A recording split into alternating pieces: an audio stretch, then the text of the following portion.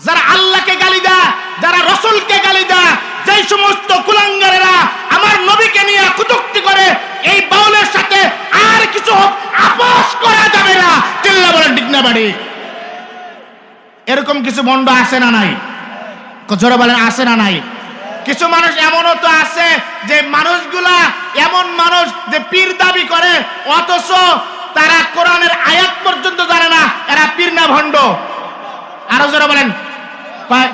পানির নিচে বাতি জ্বলে বাউ বাতাসে নেবে না, পানির নিচে বাতি জ্বলে বাউ বাতাসে নেবে না, অমুক বাবার মুরিদ হলে ওযু গোসল লাগে না। নাউজুবিল্লাহ, জোরে বলেন না। এই সমস্ত ভণ্ড আছে না নাই? এই সমস্ত ভণ্ডদেরকে, মাজার পূজারীদেরকে, এই সমস্ত কাদিয়ানি মার্কা মুনাফিকদেরকে, কাফেরদেরকে বাংলার জমিনে মুসলমানই বলা যাবে না, তাদেরকে কাফের বলে ঘোষণা দিতে হবে। অনিত বিলম্বের ভিতরে আমি ডক্টর ইউনূস সাহেবকে বলবো, আপনি এই সমস্ত আউল বাউলকে, এই সমস্ত কাদিয়ানিদেরকে অমুসলিম ঘোষণা করবেন, কাফের ঘোষণা করবেন। আল্লাহ বলেন ঠিক না বেটে? আরেকটি বলেন ঠিক না বেটে? এই সমস্ত মানুষকে, এই সমস্ত কাফেরদেরকে কি করতে হবে? কাফের বলে ঘোষণা দিতে হবে। এই সমস্ত মানুষকে মুসলমান ঘোষণা দেওয়া যাবে না। চিল্লা বলেন ঠিক না বাড়ি? আপনারা কি ভয় পাইতেছেন? আলোচনা চলবে না বন্ধ হয়ে যাবে? চলবে, চলবে। একবার নারে তাকবীর, নারে তাকবীর। আল কোরআনের আলো, কোরআন সুন্নাহর আলো। চলবে, চলবে। এই সমস্ত নাস্তিকদের বাংলার জমিন ঠাঁই দেওয়া যাবে? এরা মুনাফিক, এরা ভণ্ড, এরা প্রতারক, মানুষের ঈমান চুরি করে ফেলে। কথা বলে ঠিক না বাড়ি? আল্লাহ রাসূল বলছে, যদি আমি কোন কবরকে সিজদা দিতে বলতাম, কোন মানুষকে সিজদা দিতে বলতাম, তাহলে স্ত্রীদেরকে বলতাম তোমরা তোমার স্বামীর পায়ে সিজদা দাও। আর অথচ এই সমস্ত পীরেদের পায়ে সিজদা করে এরকম ভণ্ড মানুষ এই সমাজে আশেপাশে আছে না নাই? আছে, আছে। আসলে এরা পীর না ভণ্ড? আরেকটু জোরে বলেন, পীর না ভণ্ড? ওই দেখা যায় ভণ্ড বাবা মাজার নামের কারখানা, ওই দেখা যায় ভণ্ড বাবা মাজার নামের কারখানা। বোকা ঝোকা মানুষ ধৈরা, বোকা ঝোকা মানুষ ধৈরা, পুঞ্জি সারা মাল কামায়। আসে না নাই? পীরের দরবারে মা বাবাকে ভাত কাপড় দেয় না, অথচ পীরের দরবারে গরু নিয়ে যায় এমন বাংলার জমিনে মানুষ আছে না নাই? বাবার খবর নেয় না, মার খবর নেয় না, অথচ এই পীরের দরবারে টাকা পয়সা হাদিয়ার অভাব হয় না। এই রকমের ভণ্ড বাংলার জমিনে আছে না নাই? আল্লাহ এই সমস্ত ভণ্ডদের থেকে বেঁচে থাকার আমাদের তৌফিক দান করে। সকলে বলেন আমিন। যেই কথাগুলো বলবো আল্লাহ পাক রব্বুল আলামিন যেন আমাকে হেদায়েতের উদ্দেশ্য বলবার এবং আপনাদেরকেও হেদায়েতের উদ্দেশ্য শুনবার তৌফিক দান করে। সকলে বলেন আমিন। আমার আলোচনা বুঝতে গেলে সর্বপ্রথম ভূমিকা স্বরূপ দুই একটা কথা খুব ভালো করে বুঝবেন। আমার আপনার মায়ার নবী রাহমাতাল লিল আলামিনকে আল্লাহ পাক রব্বুল আলামিন দুনিয়াতে পাঠাইছেন রহমত স্বরূপ দুইটা জিম্মাদার দিয়া। কয়টা বলেন তো? জিম্মাদার কয়টা? আল্লাহ পাক রব্বুল আলামিন আমার আপনার মাঝে, আমার আপনার নবীকে, মুহাব্বতের নবীকে, মায়ের নবীকে দুইটা জিম্মাদারি দিয়া রহমত স্বরূপ পাঠাইছে। এটা এই কথাটা কোথায় আছে? আল্লাহ পাক রব্বুল আলামিন 22 নম্বর পারা 10 নম্বর পৃষ্ঠা 28 নম্বর আয়াত সূরা সাবার 28 নম্বর আয়াতে কারিমার ভিতরে আল্লাহ পাক রব্বুল আলামিন বলেন, ওয়া মা আরসালনাকা ইল্লা কাফাতাল লিন্নাসি বাশীরাও ওয়া নাযীরা। আল্লাহ পাক রব্বুল আলামিন বলেন, আমি আল্লাহ পাক রব্বুল আলামিন, ওয়া মা আরসালনাকা, আমি আল্লাহ পাক রব্বুল আলামিন নবী আপনাকে দুইটা জিম্মাদারি দিয়া পাঠাইলাম। একটা জিম্মাদার হলো বাশীর, অর্থাৎ দুনিয়াতে যেই সমস্ত মানুষ ভালো কাজ করবে, নেক কাজ করবে, সুসংবাদ প্রাপ্ত তাদের জিম্মাদার। দুই নাম্বার হচ্ছে নাজিরা।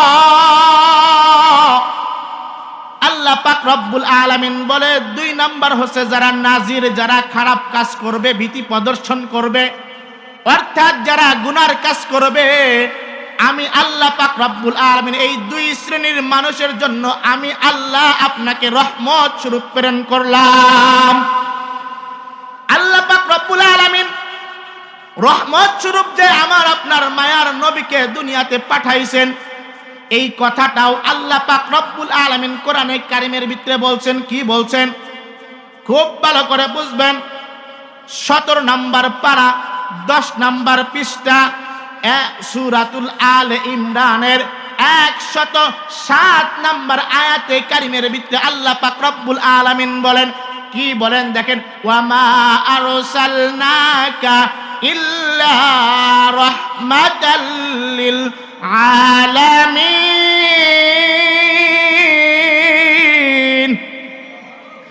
আল্লাহ পাক রব্বুল আলামিন বলেন, ওয়ামা আরসালনাকা ইল্লা রাহমাতাল লিল আলামিন। আমি আল্লাহ পাক রব্বুল আলামিন ও হাবিব আপনাকে দুনিয়াতে রহমত স্বরূপ পাঠাইছি। শুধু মানুষের রহমত স্বরূপ না, আমার আপনার মায়ার নবী মানুষের জন্য রহমত, আমার আপনার মায়ার নবী জিন জাতিদের জন্য রহমত, আমার আপনার মায়ার নবী যত প্রকার কুল কায়নাত দিয়েছে আল্লাহ পাক রব্বুল আলামিন, আমার আপনার নবী শুধু বাংলাদেশের জন্য রহমত না, আমার আপনার নবী শুধু ভারতের জন্য রহমত না, আমার আপনার নবী সৌদি আরবের জন্য রহমত না, আমার আপনার মায়ার নবী সারা বিশ্বের যত কুল কায়নাত আছে সব কিছুর জন্য আমার আপনার মায়ার নবী রহমত। সুবহানাল্লাহ জোরে বলেন। তাহলে এই নবীকে মায়া মোহাব্বত করার দরকার আছে না নাই? আরেকটু জোরে বলেন, আছে না নাই? এই জন্যই তো আল্লাহ পাক রব্বুল আলামিন কোরআনে কারিমের ভিতরে জানা দেন এবং আল্লাহ নিজেও বলে, ও নবী আপনি জানা দেন, আপনার কথা যারা মানবে, আপনাকে যারা অনুসরণ করবে, আপনাকে যারা ভালোবাসবে, আর আপনার আদেশ যারা মানবে, সেটা আমি আল্লাহরও আদেশ। আপনার কথা যারা মানবে, আপনার নিষেধ যারা মানবে, তারা সেটাও আমি আল্লাহর আদেশ। ও নবী আপনি জানা দেন, যদি তোমরা আমি আল্লাহকে পেতে চাও তাহলে আমার নবীকে অনুসরণ করো। সুবহানাল্লাহ জোরে বলেন। এই কথাটা আল্লাহ কোরআনে কারিমের ভিতরে আনছে। কিন্তু এই আয়াতটা বলার আগে আমি সংক্ষিপ্ত একটা কথা বলে নেই, খুব ভালো করে বুঝবেন। কিছু সাহাবা একরাম আল্লাহর নবীর কাছে চলে আসছে, আল্লাহর নবীকে ডাক দেয়া বলে, ও দয়ার নবী, আল্লাহর নবী, ও মায়ার নবী, আপনি একটু জানা দেন আল্লাহকে আমরা ভালোবাসতে গেলে কি করতে হবে, আল্লাহকে যদি পেতে চাই কি করতে হবে, জান্নাতে যদি যেতে চাই তাহলে কি করতে হবে। আল্লাহর পয়গম্বরকে যখন এই কথাটা বললেন, আল্লাহ পাক রব্বুল আলামিন আসমান থেকে এই কথাগুলা শোনে কি শোনে না? আরেকটু জোরে বলেন না, শোনে কি শোনে না? আল্লাহর পয়গম্বরকে যখন সাহাবা একরাম এই কথাগুলো জিজ্ঞাসা করলেন, আল্লাহ পাক রব্বুল আলামিন জিবরাইলের মাধ্যমে জানা দিলেন। কোরআনে কারিমের ভিতরে যেই সূরাটা আসছে সূরা আল ইমরান, অর্থাৎ 3 নম্বর পারা 13 নম্বর পৃষ্ঠা সূরা আল ইমরানের 31 নম্বর আয়াতে কারিমের ভিতরে আল্লাহ পাক রব্বুল আলামিন জানা দেন, ও নবী জানা দেন, কুল ইন কুনতুম তুহিব্বুনাল্লাহ ফাত্তাবিউনি ইউহিব্বুকুমুল্লাহ ওয়া ইয়াগফির লাকুম যুনুবাকুম ওয়াল্লাহু গফুরুর রহিম। আল্লাহ নবীকে আল্লাহ পাক রব্বুল আলামিন বলেন, ও নবী আপনি জানা দেন, ইন কুনতুম তুহিব্বুনাল্লাহ, যদি তোমরা আমি আল্লাহকে পেতে চাও, যদি তোমরা আমি আল্লাহর ভালোবাসা পেতে চাও, অর্থাৎ যদি তোমরা জান্নাতকে পেতে চাও, তাহলে আমার নবীকে তোমরা ভালোবাসো, অনুসরণ করো, অনুকরণ করো। কথাটা কার? আর একটু জোরে ডাক দেন না, বলেন না কথাটা কার? আল্লাহ পাক রব্বুল আলামিন বলছেন যে তোমরা আমাকে যদি পাইতে চাও, আমার নবীকে মোহাব্বত করো, আমার নবীকে ভালোবাসো, আমার নবীকে ভালোবাসলে, আমার নবীকে মহাব্বত করলে তোমরা আমি আল্লাহকে পেয়ে যাবা। আর যখন আমার নবীকে মহাব্বত করবা, আল্লাহ পাক রব্বুল আলামিন বলেন নবীকে মহাব্বত করলে কি হবে, আমাকে পাইবা। আর আমাকে পাইলে কি হবে, তোমাদের জীবনের গুনাহ মাফ করে দেব। সুবহানাল্লাহ বলেন। আল্লাহু গফুরুর রহিম, আল্লাহ তো অতি দয়ালু। কথা বলেন ঠিক না ঠিক? আল্লাহকে পেতে গেলে রাসূলকে মহাব্বত করতে হবে। এই জন্য আল্লাহর নবী সাল্লাল্লাহু আলাইহি ওয়াসাল্লামকে হযরতে ওমর রাদিয়াল্লাহু তাআলা আনহু প্রশ্ন করলেন, জিজ্ঞাসা করলেন, ইয়া রাসূলুল্লাহ, ইয়া হাবিবাল্লাহ, আপনাকে কেমনে ভালোবাসবো, আপনাকে কিভাবে ভালোবাসবো? আল্লাহর নবী সাল্লাল্লাহু আলাইহি ওয়াসাল্লাম একটা হাদিস বলেন, বুখারী শরীফের বর্ণনা। হাদিসটা হলো লা ইউমিনু আহাদুকুম হাত্তা আকুনা আহাব্বা ইলাইহি মিন ওয়ালিদিহি ওয়া ওয়ালাদিহি ওয়ান নাসি আজমাইন। আল্লাহর নবী বলে আমাকে মহব্বত করবা। কেমনে মহব্বত? তুমি তোমার সন্তানের থেকেও বেশি, তুমি তোমার মা বাবার থেকেও বেশি, তুমি তোমার সম্পদের থেকেও বেশি, তুমি তোমার জীবনের থেকেও বেশি, যতক্ষণ পর্যন্ত আমি নবীকে মহব্বত করবা না, ততক্ষণ পর্যন্ত তুমি পরিপূর্ণ ঈমানদার মুসলমান হতে পারবা না। তাহলে রাসূলকে মহব্বত করতে হবে কিভাবে? নিজের জীবনের থেকেও বেশি। নিজের জীবনের থেকেও বেশি মহব্বত করার দরকার আছে না নাই? আর রাসূলকে যখন নিজের জীবনের থেকেও বেশি মহব্বত করব, ভালোবাসবো, অনুসরণ করব, তাহলে কি হবে? আল্লাহর নবী আরেকটা হাদিসের ভিত্তিতে বলেন, মান আহাব্বা সুন্নতি ফাকাদ আহাব্বানি ওয়া মান আহাব্বানি কানা মাই ফিল জান্নাহ। জোরে বলা যাবে কি সুবহানাল্লাহ? আল্লাহর নবী বলেন, যখন তোমরা আমি নবীকে মানবা, আমি নবীর সুন্নতকে আঁকড়িয়ে ধরবা, আমি নবীকে ভালোবাসবা, তাহলে কি হবে? তাহলে আমার সাথে তোমরা জান্নাতে থাকবা। এই জন্য আর একটা হাদিসের ভিতরে আল্লাহর নবী বলে, আলমারউ মা মান আহাব্বা, যার সাথে যার মহব্বত তার সাথে তার কিয়ামত। কথা বলেন ঠিক না ঠিক? কিন্তু বাংলার জমিনের মানুষগুলা নবীকে মহব্বত করে না, ওই যে আউল বাউলকে মহব্বত করে। কথা বলেন ঠিক না ঠিক? যেই বাউলগুলা আমার নবীর সাথে কটূক্তি করে, যেই বাউলগুলা আমার আল্লাহকে গালি দেয়, ওই বাউলগুলার কাছে মানুষ যায় আসে না নাই? আরে মুসলমান, আমার আল্লাহকে যেই বাউল গালি দেয়, আমার নবীকে নিয়ে যেই বাউল গালি দেয়, কটূক্তি করে, এই বাউলের কাছে কিছু মানুষ যায়। কথা বলে ঠিক না ঠিক? আর যায় কি যায় না? ও মুসলমান, এই আউল আর বাউলেরা আমার আল্লাহকে নিয়ে কটূক্তি করে। আমার আল্লাহ বলছেন, কুল আউযু বিরাব্বিন নাস। আল্লাহ নাকি মানুষকে, বান্দাকে নাচতে বলছে। আল্লাহর নাকি আগে গুয়া মাথা আগা মাথা নাই। নাউজুবিল্লাহ জোরে বলেন না। এই আউল বাউলদেরকে বাংলার জমিন থেকে বিতাড়িত করতে হবে। তিল্লাবে ঠিক না ঠিক? এই আউল বাউল এই বাংলার জমিনে থাকতে পারবে না।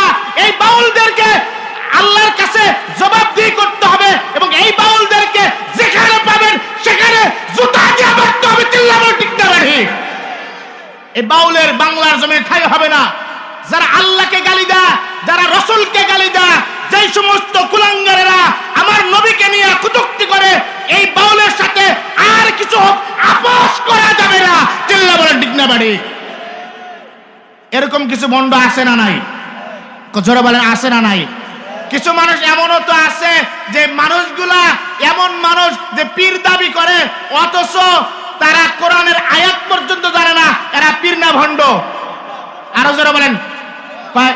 পানির নিচে বাতি জ্বলে বাউ বাতাসে নেবে না, পানির নিচে বাতি জ্বলে বাউ বাতাসে নেবে না, অমুক বাবার মুরিদ হলে ওযু গোসল লাগে না। নাউজুবিল্লাহ জোরে বলেন না।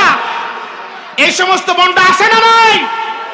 এই সমস্ত ভণ্ডদেরকে, মাজার পূজারীদেরকে, এই সমস্ত কাদিয়ানি মার্কা মুনাফিকদেরকে, কাফেরদেরকে বাংলার জমিনে মুসলমানই বলা যাবে না, তাদেরকে কাফের বলে ঘোষণা দিতে হবে। অনিত বিলম্বের ভিতরে আমি ডক্টর ইউনূস সাহেবকে বলবো, আপনি এই সমস্ত আউল বাউলকে, এই সমস্ত কাদিয়ানিদেরকে অমুসলিম ঘোষণা করবেন, কাফের ঘোষণা করবেন। আল্লাহ বলেন ঠিক না ঠিক? আরেকটি বলেন ঠিক না ঠিক? সমস্ত মানুষকে, এই সমস্ত কাফেরদেরকে কি করতে হবে? কাফের বলে ঘোষণা দিতে হবে।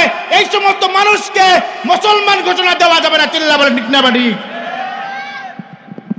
আপনারা কি ভয় পাইতেছেন? আলোচনা চলবে না, বন্ধ হয়ে যাবে? চলবে চলবে। একবার নারে তাকবীর, নারে তাকবীর।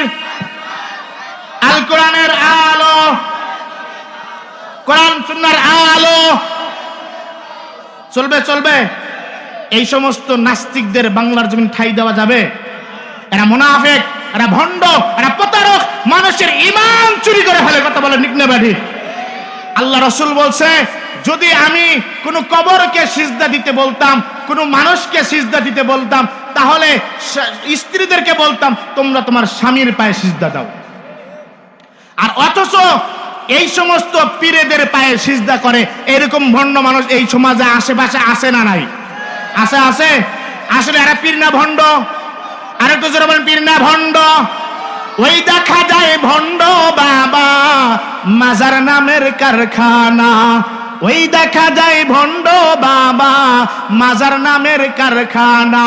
বোকা ঝোকা মানুষ ধৈরা, বোকা ঝোকা মানুষ ধৈরা পুঞ্জি সারা মাল কামায়। আসে না নাই?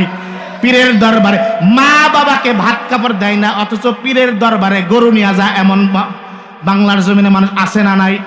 বাবার খবর নেয় না, মার খবর নেয় না, অথচ এই পীরের দরবারে টাকা পয়সা হাদিয়ার অভাব হয় না। এই রকমের ভণ্ড বাংলার জমিনে আছে না নাই? আল্লাহ এই সমস্ত ভণ্ডদের থেকে বেঁচে থাকার আমাদের তৌফিক দান করে। সকলে বলেন আমিন। আল্লাহ নবী বলছে, আল্লাহ পাক রব্বুল আলামিন বলছে, তোমরা আমার প্রেরিত রসুলকে মোহাব্বত করো, আমার প্রেরিত রসুলকে ভালোবাসো। ও মুসলমান, সাহাবায়ে কেরাম রসুলকে কি পরিমাণ ভালোবাসে! সাহাবায়ে কেরামের ভালোবাসা আর আমার আপনার ভালোবাসা আকাশ পাতাল ব্যবধান। কথা বলেন ঠিক না ঠিক? এই জন্যই তো তারা দুনিয়াতেই জান্নাতে পানি দাও গোসল করছে, এমনও সাহাবী আছে। সুবহানাল্লাহ জোরে বলেন। মুসলমান ভাইরা আমার কথাগুলা খুব ভালো করে বুঝবেন। হযরতে হানজালা রাদিয়াল্লাহু তাআলা আনহু জলিলুল কদর এক সাহাবী। যেই সাহাবী, এমন একজন সাহাবী, ও মুসলমান একটু দিলটা নরম করে দিবা, দেখো কেমন সাহাবী, কি পরিমাণ রাসূলকে ভালোবাসছে, কি পরিমাণ রাসূলকে মোহাব্বত করছে। হযরতে হানজালা বিয়ে করছে, বাসর রাত মাত্রি পার করছে। এমন সময় উহুদের যুদ্ধে দামামা বেজে গেছে। ফজরের আগ মুহূর্তে হযরতে হানজালা গোসল করতে গেছেন। এই মুহূর্তে কে যেন ঘোষণা দিছে, ও মদিনার মানুষ, কুতিলা মুহাম্মদ, সরদার দু আলম নবী মুহাম্মদুর রাসূলুল্লাহ দুনিয়া থেকে বিদায় হয়ে গেছে। নবী আমার দুনিয়া থেকে বিদায় হয়ে গেছে। এই আওয়াজটা যেই মাত্র হযরতে হানজালার কান পর্যন্ত পৌঁছাইছে, হানজালা তখন গোসলখানায় মাত্র গোসল করবে, রাত্রে বাসর রাত করছে, স্ত্রীর কাছে ছিল, ফরজ গোসল করবে। এই সময় যখন এই আওয়াজটা আসলো, মুসলমান হানজালা গোসল বাদ দিয়া বিবিকে ডাক দেয়া বলে, বিবি আমার, ও বিবি, ঘরের ভিতরে দেখো একটা তরবারি আছে, তরবারিটা হাতে উঠায় দাও। বিবি ডাক দেয়া বলে, স্বামী আমার, মাত্র একটা রাত আপনার সাথে কাটাইলাম, মাত্র আপনি ফরজ গোসল করতে গেছেন, মাত্র আপনি গোসল করবেন, এখন আপনি তরবারি দিয়া কি করবেন? প্রাণের বিবিকে ডাক দেয়া বলে, প্রাণের বিবি আমার, তুমি কি শোনো নাই উহুদের ময়দানে আমার আপনার নবী মারা গেছে? নাউজুবিল্লাহ। আমার আপনার নবী দুনিয়া বিদায় হয়ে গেছে।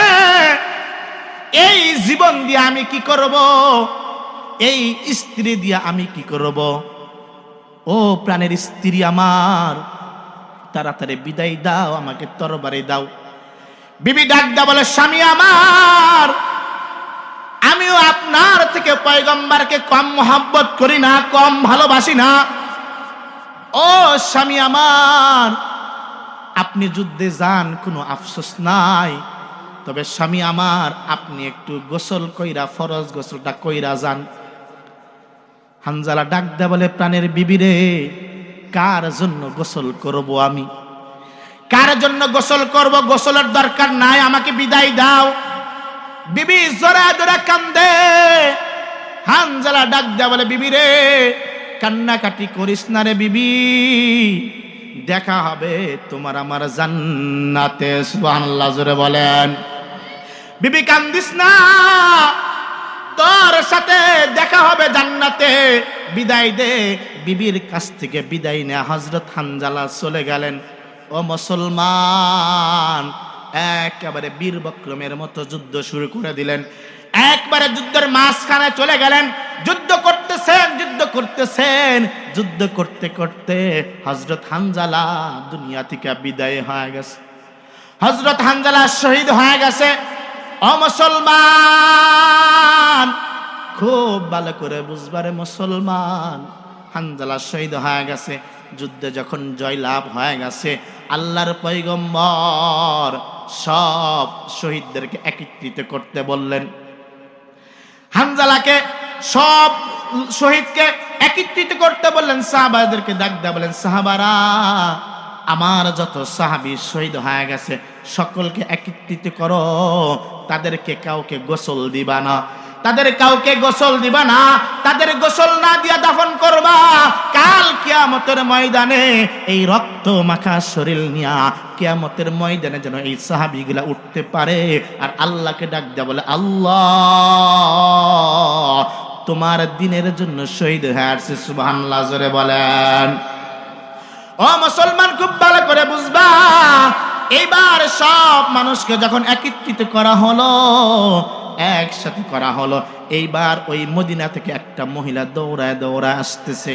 মহিলা ডাক দেয়া বলে, পয়গম্বর, সব মানুষকে আপনি গোসল করেন না, কোনো আফসোস নাই, কিন্তু আমার স্বামী হানজালাকে আপনি গোসল করায় দেন।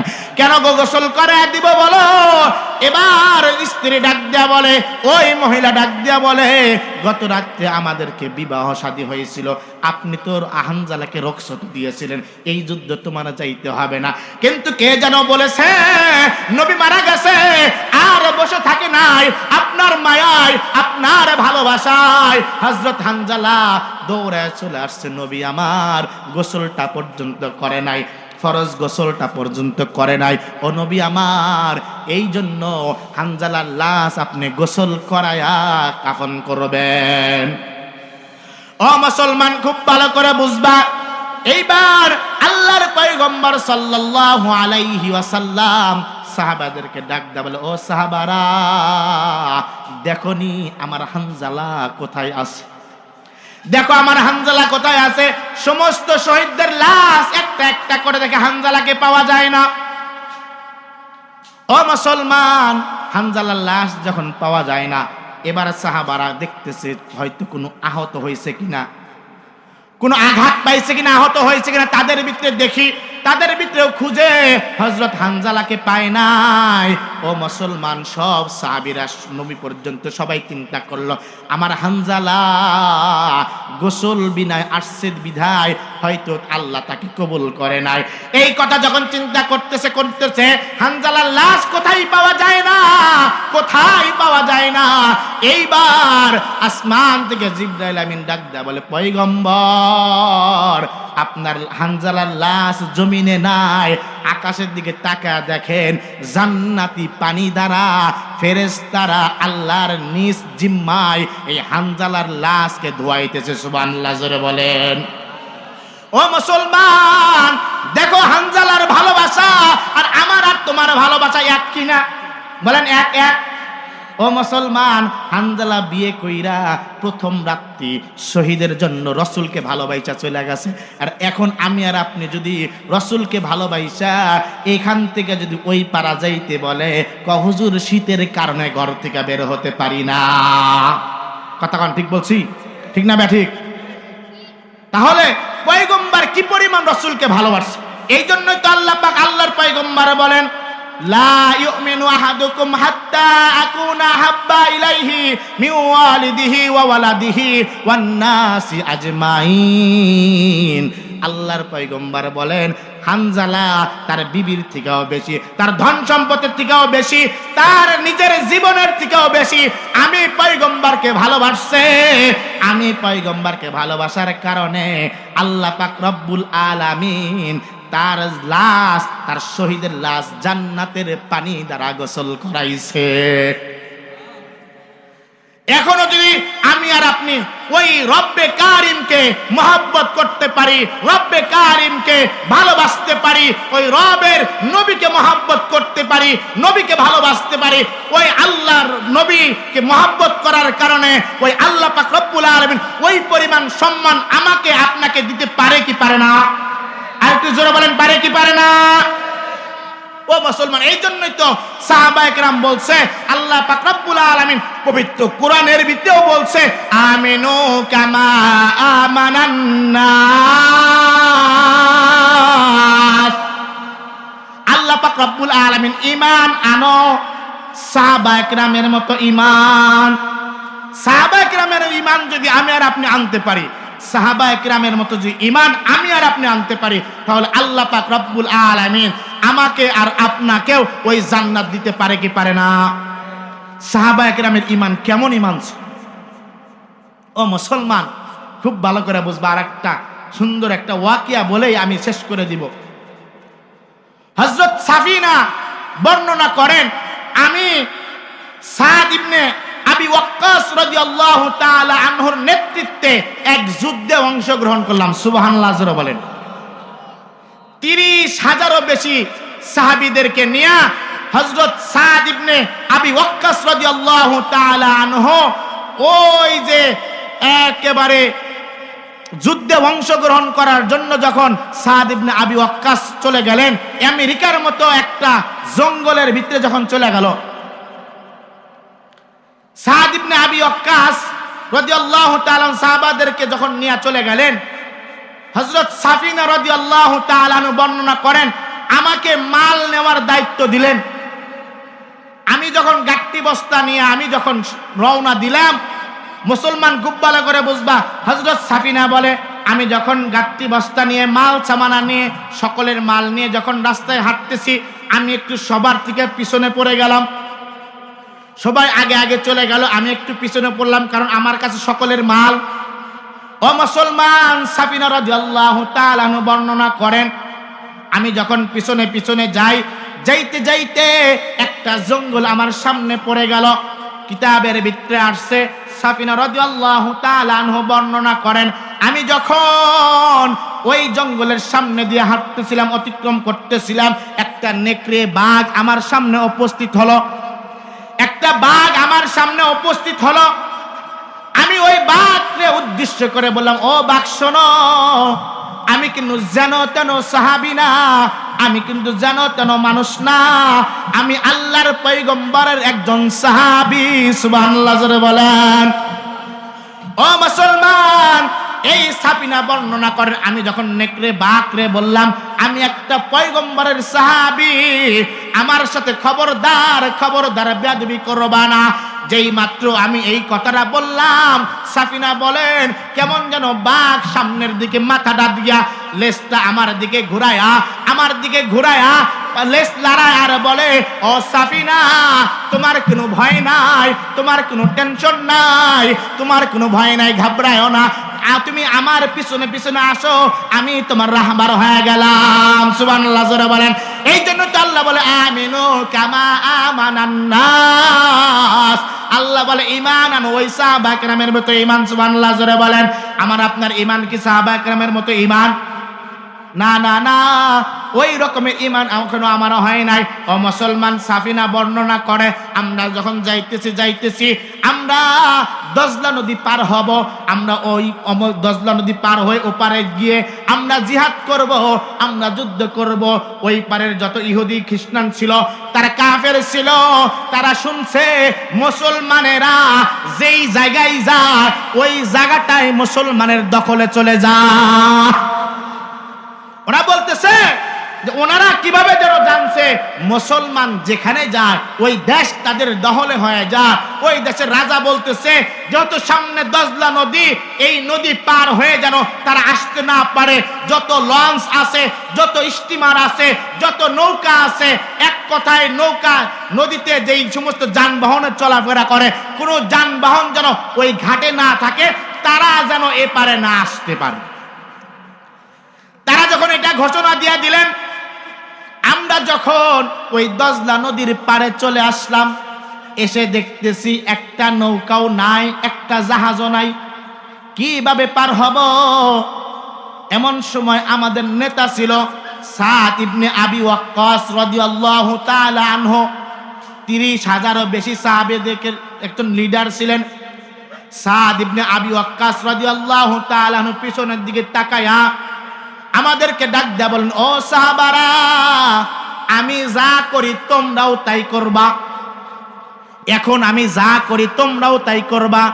এই কথা বলে হযরত সাদ ইবনে আবি ওয়াক্কাস রাদিয়াল্লাহু তাআলা আনহু আর ঘোড়াটা পানির দিকে নামায় দিলেন। সুবহানাল্লাহ, জোরে বলেন। পানির ভিতরে নামায় দিলেন। পানির উপর দিয়া ঘোড়া চলতেছে, ঘোড়া চলতেছে। যখন সবাই পানির ভিতরে ঘোড়া চলতেছে, এইবার এই দৃশ্য যখন ওই পার থেকে মানুষগুলা দেখছে, কাফের বেঈমান পালায়ন করা শুরু করে দিল। কাফের বেঈমান পালায়ন করতেছে, কয়েকজন লোক ওইখানে দাঁড়ায় আছে।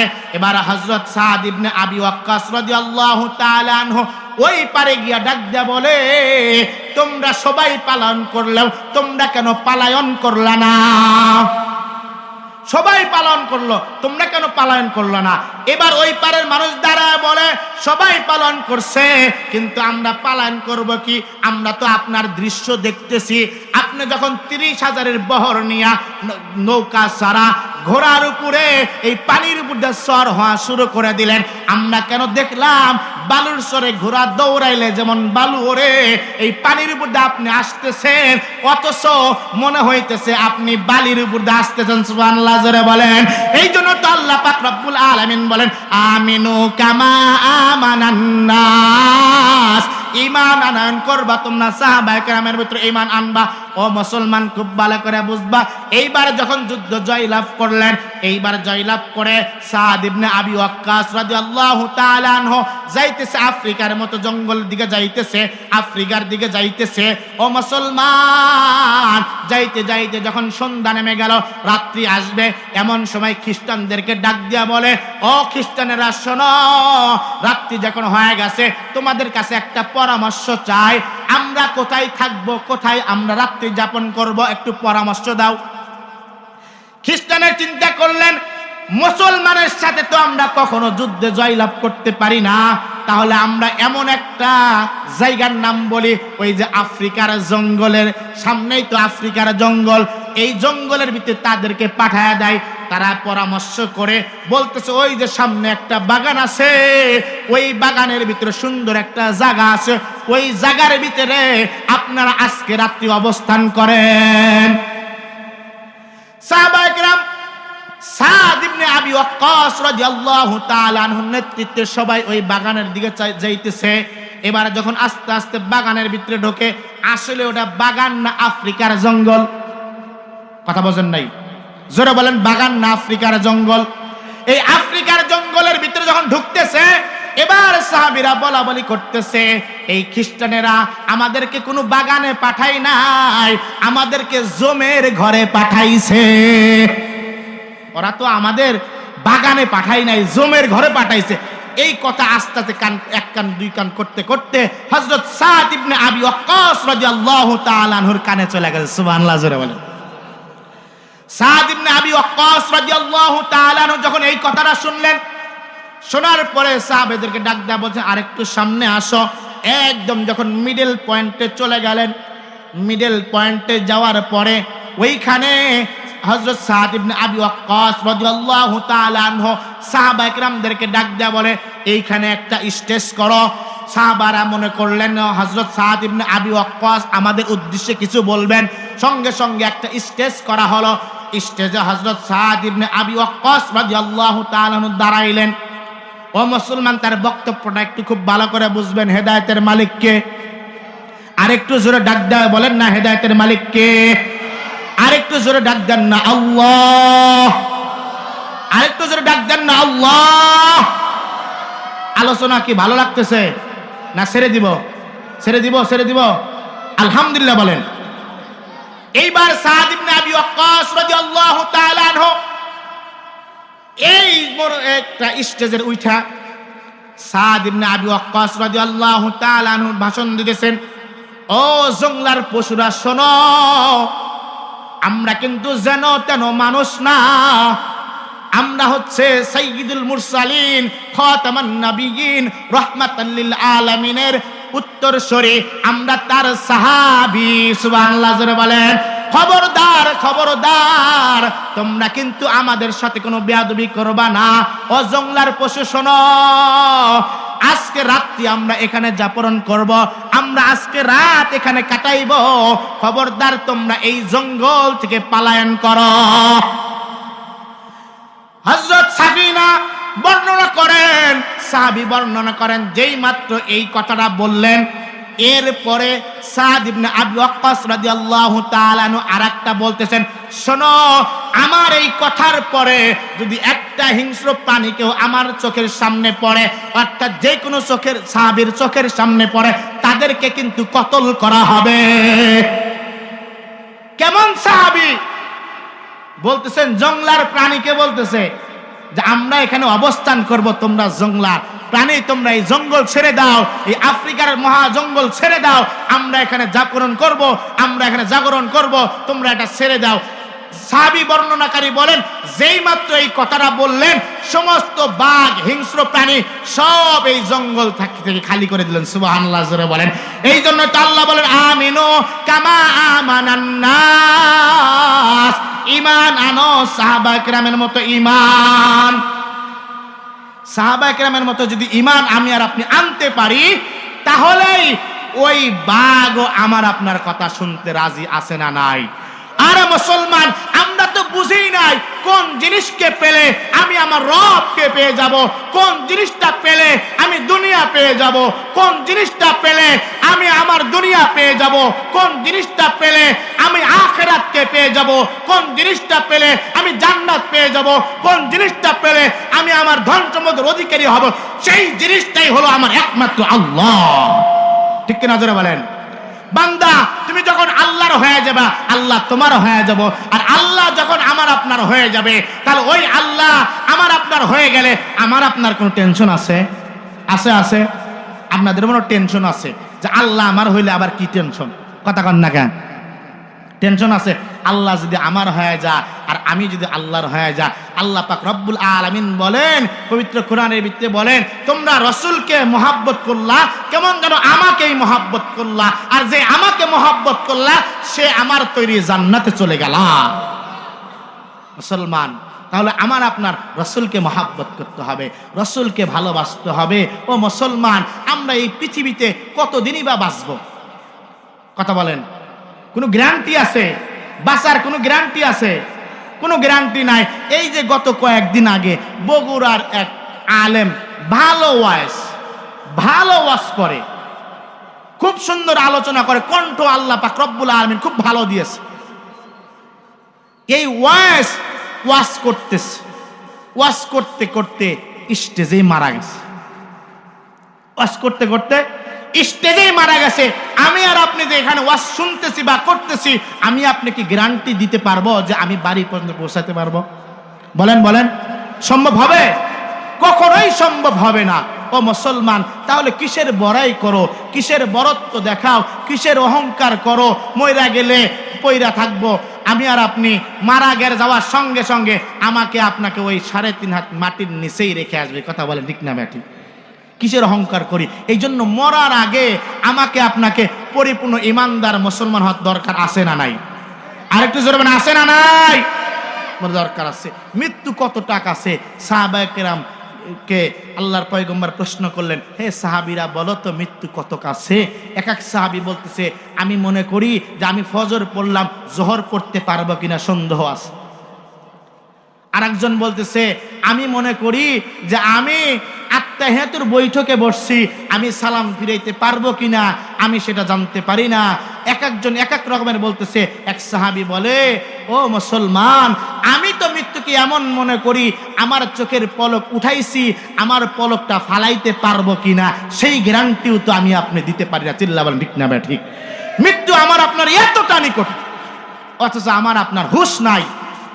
আমি আর আপনি সেই রবকে রব বলে স্বীকার করতে পারি না, সেই রবকে রব বলে ডাক দিতে পারি না, আমার আল্লাহকে মহাব্বত করতে পারি না, ভালোবাসতে পারি না। অথচ এই কুলাঙ্গারেরা যখন আমার আপনার রবকে গালি দেয়, আমার আপনার রবকে উল্টা পাল্টা কথা বলে, আমি আর আপনি তাদের অনেকেই আবার সাপোর্টও গায়ে আসে না নাই? ও মুসলমান, একটা কথা খুব ভালো করে বুঝবা, 17 বছর ক্ষমতা খাটাইছে, কথা আছে না নাই? 17 বছর ক্ষমতার মসনদে বসে ওলামায়ে কিরামদেরকে শুধু গালি দেওয়ার কারণে, ওলামায়ে কিরামদেরকে জেলখানায় বন্দী করার কারণে, ওলামায়ে কিরামদেরকে শুধুমাত্র জুলুম করার কারণে 17 বছর ক্ষমতায় থাকার কারণ পরেও ওই মানুষটা দুপুরের খানা না খায়া ভাগতে বাধ্য হইতে। চিল্লাবার ঠিক না ব্যাটি? 17 বছর ক্ষমতায় ছিল, অথচ 17 বছর ক্ষমতায় থাকার পরেও শুধু আলেমদের গালি দিয়েছে, আলেমদের উপর জুলুম করেছে। এই কারণে দুপুরে খানা খাইতে পারে নাই, পলাইতে বাধ্য হয়েছে। আমি ওই বাউলদেরকে বলবো, নবীকে এই ওলামায়ে কেরামের গালি দেওয়ার কারণে পালাইতে বাধ্য হয়েছে, আর তুমি স্বয়ং আল্লাহকে গালি দিয়েছো।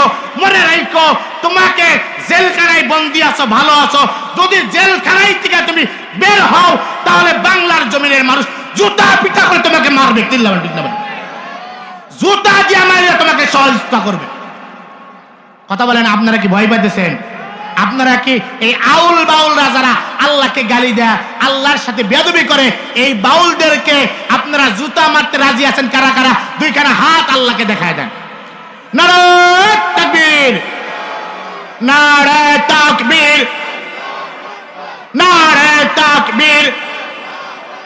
আল কোরআনের আলো, আল কোরআনের আলো, নারায়ে তাকবীর। আলোচনা কি চলবে নাকি ছেড়ে দিব? চলবে, চলবে। মাত্র তো ওয়াশ করা শুরু করছে, কি কন? কথা কন ঠিক না ঠিক? এরকম বাংলার জমিনে ভণ্ড আছে না নাই?